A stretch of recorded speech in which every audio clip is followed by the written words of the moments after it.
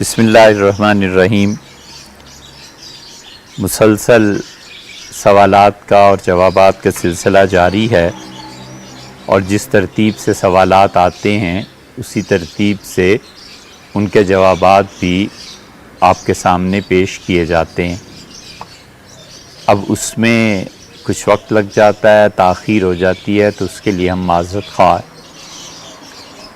ایک سوال جو بالکل کرنٹ ایشو بھی ہے، وہ جناب عمران خان صاحب کی حضرت فرید الدین مسعود شکرگنج رحمۃ اللہ علیہ کی قبر پہ حاضری کا ہے،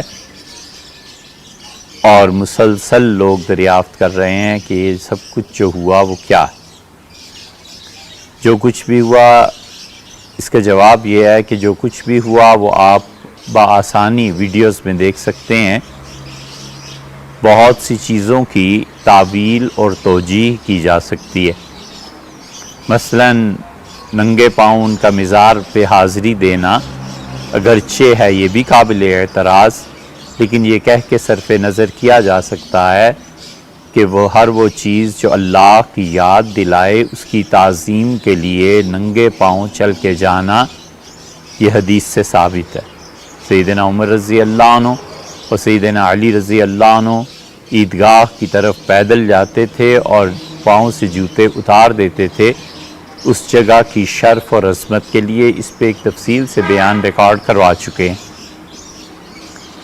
لیکن محل اعتراض یہ بات ہے جو انشاءاللہ بھی آپ سے عرض کرتے ہیں کہ اس پہ اعتراض کیوں۔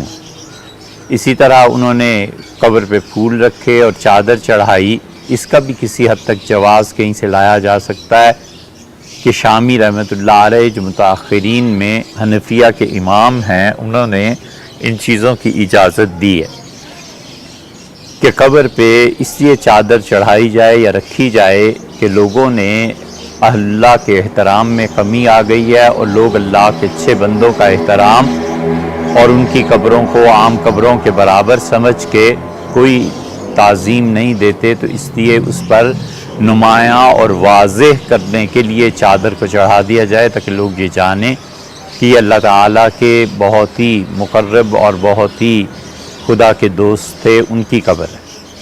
اس کی بھی تعویل اور توجیہ کی جا سکتی ہے کہ انہوں نے قبر پہ پھول رکھے کہ پھول اور گھاس اللہ کی تسبیح کرتے ہیں اور اس سے میت کو نفع پہنچتا ہے۔ یہ ساری چیزیں ایسی ہیں جو فقہا نے کئی جگہ پر لکھی بھی ہیں۔ اس کے جواز اور عدم جواز میں اصل جو چیز باقی رہ جاتی ہے کہ اگر ہم ان سب چیزوں کو اگر بالفرض جائز بھی قرار دے دیں تو بھی کیا ان کے لیے یہ کرنا مناسب ہے؟ سوچنے کی بات تو یہ ہے کہ ہر فعل جو جائز ہے کیا وہ ہر ایک آدمی کے لیے کرنا ٹھیک بن جاتا ہے؟ آپ دیکھتے نہیں سیدنا طلحہ رضی اللہ عنہ اور زبیر رضی اللہ عنہ، حضرت زبیر رضی اللہ عنہ نے تو حضور اقدس صلی اللہ علیہ وسلم سے اجازت لی تھی، عبد الرحمن ابن عوف رضی اللہ عنہ کا نام بھی مل جائے گا، کہ انہوں نے کہا کہ اگر ہم سوت کا کپڑا پہن لیں، کاٹن کا، تو تمام جسم پر دھپڑ پڑ جاتے ہیں، تمام جسم پہ سرخ نشانات ظاہر ہونا شروع ہو جاتے ہیں، کھجلی ہوتی ہے۔ اللہ کے رسول ریشم پہننے کی اجازت دی جائے تو رسول اللہ صلی اللہ علیہ وسلم نے ان لوگوں کو ریشم پہننے کی مردوں کو اجازت دی جن کو سکن کا کوئی پرابلم۔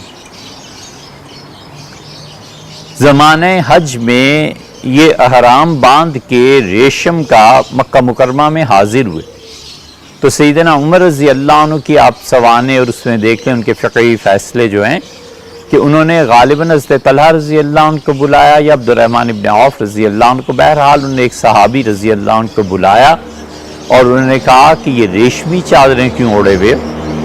تو انہوں نے بتایا کہ انہوں نے حضرت رسالت مآب صلی اللہ علیہ وسلم سے اس کی اجازت لی تھی، تو حضرت عمر رضی اللہ عنہ ناراض ہوئے اور گویا اس طرح کے الفاظ ارشاد فرمائے کہ جو تم نے اجازت لی تھی تو کس کس کو بتاتے پھروگے؟ اب تمہارا مقام مسلم سوسائٹی میں، مسلمانوں کے معاشرے میں ایسا ہو گیا ہے کہ لوگ تمہیں دیکھ کر عمل کریں گے۔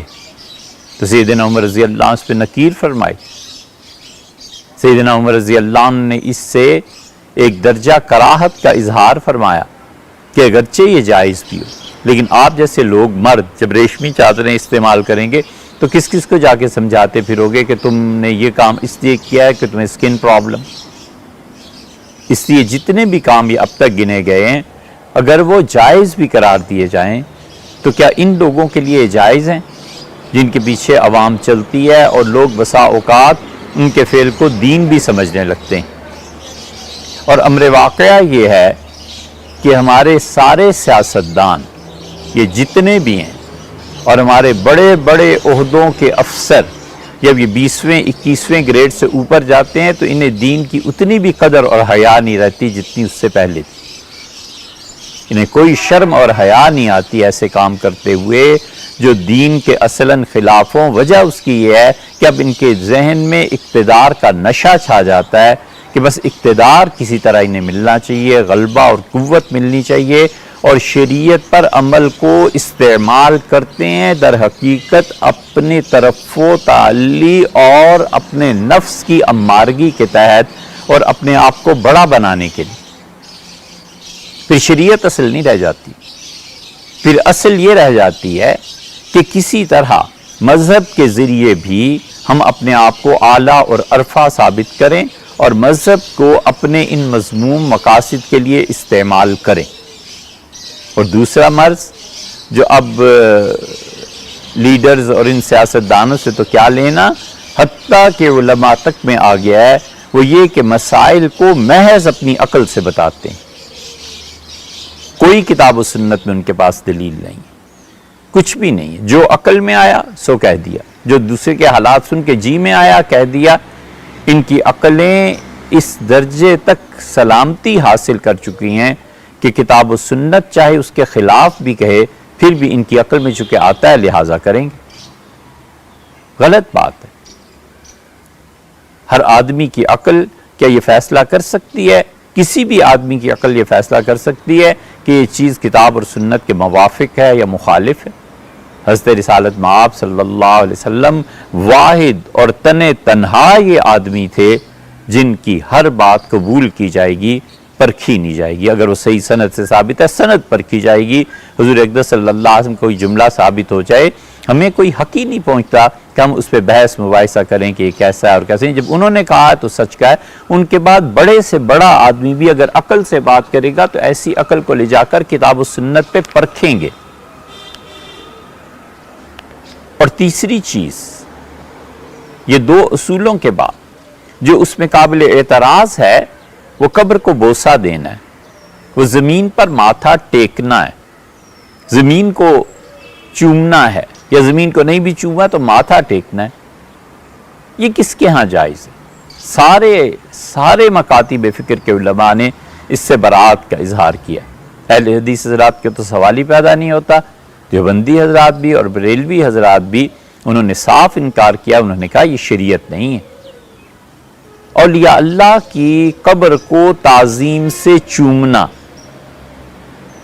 اولیاء اللہ کی قبریں جس کمرے میں ہیں اس کی چوکھٹ کو تعظیم سے چومنا، اس کو کسی نے بھی جائز قرار نہیں دیا. یہ گناہ ہے، اس سے توبہ کرنی چاہیے. فتوے کی بات کر رہے ہیں کہ اولیاء کرام کی قبریں اور کوئی بھی ہو ان قبروں کی چوکھٹ کو چومنا، ان کمروں کی چوکھٹ کو چومنا یہ گناہ ہے، اس سے توبہ کرنی چاہیے. کوئی بھی سے جائز قرار نہیں دیتا. اس لیے جتنے بھی فتوے ہیں ان سب کی انتہا اور اصل حضرت رسالت مآب صلی اللہ علیہ وسلم کی قبر مبارک تک بھی بات جا پہنچتی ہے. آپ ساری قبروں کو ان چیز تعظیم کو چھوڑ دیں. حضرت رسالت پناہ صلی اللہ علیہ وسلم کی قبر شریف کو لوگ چومتے تھے کہ نہیں چومتے تھے؟ وہاں مسئلہ کیا تھا؟ حدیث میں آیا ہے حضرت انس رضی اللہ عنہ نے ایک آدمی کو دیکھا، وہ غیر معمولی طور پہ رسول اللہ صلی اللہ علیہ وسلم کی قبر شریف کے بالکل قریب ہو گیا اور چومنے لگا یا چوما اس نے. تو حضرت انس ابن مالک رضی اللہ عنہ نے اس پہ اعتراض کیا اور انہوں نے کہا کہ ما کننا نعرف، ہمارے زمانے میں یہ نہیں ہوتا تھا، صحابہ کرام رضی اللہ عنہم یہ نہیں کرتے تھے. اور انس رضی اللہ عنہ نے اس پہ نکیر فرمائی کہ مت ایسے کرو۔ حضور اقدس صلی اللہ علیہ وسلم کی قبر کو چومنے کے بارے میں فقہا کا اختلاف ہے کہ اگر کسی آدمی کی وہاں تک رسائی ہو جائے تو قبر مبارک کو بھی چومے گا یا نہیں۔ فقہا نے لکھا ہے مکروہ ہے، درست نہیں ہے۔ حضرت انس رضی اللہ عنہ نے منع فرمایا اس سے۔ یہ صحابی کا قول ہے اور صحابی رضی اللہ عنہ کے قول پہ ہمارے یہاں فتویٰ دیا جاتا ہے۔ حضرت رسالت پناہ صلی اللہ علیہ وسلم کی قبر شریف کو چومنے کے بارے میں فقہا منع لکھتے ہیں، اور تو کسی اور کی بات ہے۔ امام احمد ابن حنبل رحمۃ اللہ علیہ نے اجازت دی ہے کہ رسول اللہ صلی اللہ علیہ وسلم کی قبر شریف کی تقبیل کی جائے، چوما جائے۔ حضرت رسالت پناہ صلی اللہ علیہ وسلم جس منبر پر بیٹھتے تھے کیا اسے چوما جائے گا؟ صحابہ رضی اللہ عنہ سے نہیں ہے ایسے۔ عبداللہ ابن عمر رضی اللہ عنہ آتے تھے، رسول اللہ صلی اللہ علیہ وسلم کی جائے نشست پہ ہاتھ رکھتے تھے برکت حاصل کرنے کو، لیکن چومنا ان سے بھی زیادہ ثابت نہیں۔ اس لیے ان ساری روایات کے بعد فقہا جس نتیجے پر پہنچے ہیں وہ یہ کہ رسول اللہ صلی اللہ علیہ وسلم کی قبر مبارک کو بھی نہ چوما جائے۔ یہ تفصیلات وفاء الوفا میں دیکھی جا سکتی ہیں، ابن حجر حیتمی جو آخری زمان کے ان کے یہاں دیکھی جا سکتی ہیں۔ البتہ کسی آدمی پر حال کا غلبہ ہو جائے وہ ایک الگ بات ہے۔ جن پہ حال کا غلبہ ہوتا ہے ان کی حالت ہی اور ہوتی ہے، وہ ایک طرح کی دیوانگی چھائی ہوئی ہوتی ہے، محبت میں سرشار ہوتے ہیں۔ اس آدمی سے ایسی کوئی بات ہو جائے تو پھر ہم کہتے ہیں کہ معذور ہے۔ مثلاً حضرت ابو ایوب انصاری رضی اللہ عنہ، ان کے متعلق آیا ہے کہ رسول اللہ صلی اللہ علیہ وسلم کی قبر مبارک پہ جا کر لیٹ گئے، چمٹ گئے، مروان نے منع کیا تو انہوں نے کہا کہ تمہیں پتہ ہے کہ کوئی عام قبر نہیں ہے، میں کس کی خدمت میں حاضر ہوں، یعنی رسول اللہ صلی اللہ علیہ وسلم کی خدمت میں۔ تو جذبہ، ایک حالت کسی پہ طاری ہو گئی، وہ ایک الگ چیز ہے۔ اور جان بوجھ کے باقائمی ہوش و حواس بغیر کسی وجہ کے اولیاء اللہ کی قبروں کو چومنا یا ان کے سامنے جو دہلیز اور چوکھٹ بنی ہوئی ہے اس کو چومنا، یہ گناہ ہے، اس سے توبہ کرنی چاہیے۔ اور آخری بات یہ ہے اس سلسلے میں کہ بعض حضرات نے کفایت المفتی اور فتاوی عالمگیری کا حوالہ دیا۔ ہمارے ہاں فتاوی عالمگیری کے جتنے نسخے تھے وہ دیکھے گئے، اس میں نہیں پایا گیا۔ اسی طرح کفایت المفتی کے جو 2 نسخے چھپے ہیں، ایک تخریج کے ساتھ اور ایک بغیر تخریج کے، اس میں بھی یہ نہیں ہے، مل نہیں سکی وہ عبارت۔ اور اگر وہ مل بھی جائے تو بھی یہ جو فتویٰ تحریر کیا گیا اس میں مفتی کفایت اللہ صاحب رحمۃ اللہ علیہ نے بغرض تعظیم جھکنے کو ممنوع قرار دیا ہے، منع کیا ہے بغرض تعظیم جھکنے کو۔ اور یہی ہمارے بھی کہنے کا مقصد ہے کہ تعظیم صاحب قبر کی، اس کے لیے جھکا جائے یہ بھی اجازت نہیں ہے، اور زمین کو چوما جائے یا ان کی قبر کو چوما جائے یہ بھی اجازت نہیں ہے۔ یہ سب گناہ کی باتیں ہیں اور ان گناہ کی باتوں سے توبہ کرنی چاہیے۔ اور آخر پہ پھر وہی بات کہ لوگوں نے اللہ کے دین کو اپنی عقل اور جذبات کے تابع بنا دیا ہے۔ پڑھتے نہیں ہیں نا، کتابیں نہیں دیکھتے۔ کہنے کو جو بڑے بڑے علماء اور مفتی کہلاتے ہیں یہ بھی کتابیں نہیں دیکھتے، اور اردو کے فتاوی سے بھی بھلا فتویٰ دیا جاتا ہے۔ جو اصل کتب ہیں فتاوی کی ان کی طرف مراجعت کیوں نہیں ہوتی؟ محنت کرنی پڑتی ہے نا، اور پتا ماری کی محنت ہے فتویٰ دینا اور فتویٰ لکھنا۔ تو اصل کتابوں تک رسائی اور پہنچنا کہ اصل اصول میں کیا لکھا ہے اس کو نہیں دیکھتے۔ اس لیے امام احمد ابن حنبل رحمۃ اللہ نے جو اجازت دی اس پر بھی شیخ الاسلام ابن تیمیہ رحمۃ اللہ علیہ کو اعتراض ہے۔ شیخ نے کہا مجھے تعجب ہے کہ امام احمد ابن حنبل رحمۃ اللہ علیہ نے حضرت رسالت مآب صلی اللہ علیہ وسلم کی قبر شریف کو چومنے کی اجازت کیسے دے دی۔ اس پہ علامہ عینی رحمۃ اللہ علیہ نے بھی کلام فرمایا ہے، بخاری کی شرح میں سے دیکھ لینا چاہیے، لیکن یہ افعال جائز نہیں ہیں، توبہ کرنی چاہیے۔